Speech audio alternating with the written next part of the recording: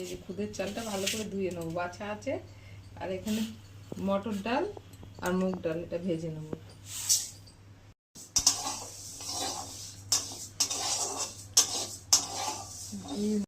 ডালগুলো ধুয়ে দেবো, এই যে খুদের চালটাও ধুয়ে দেবো। হাঁড়িতে জল দিচ্ছি, এই যে হাঁড়িতে জল দিচ্ছি।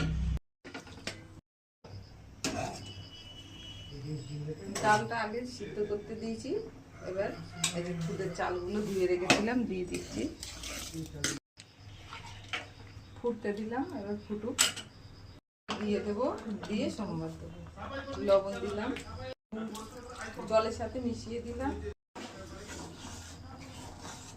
আর একটু হলুদ লাগবে মনে হচ্ছে।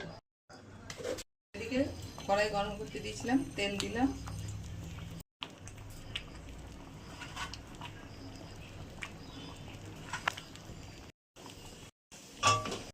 আদাটাও একটু ভেজে নেবো। একটু শুকনো হলে, এই একটু ঝোল ঝোল আছে, ঠান্ডা হয়ে গেলেই শুকিয়ে যাবে। শাকের একটা চচ্চড়ি করবে, এই দিয়ে সকালে টিফিন হবে। খিচুড়ি দিয়ে সকালে খাওয়া হবে, পুঁই শাকের চচ্চড়ি দিয়ে।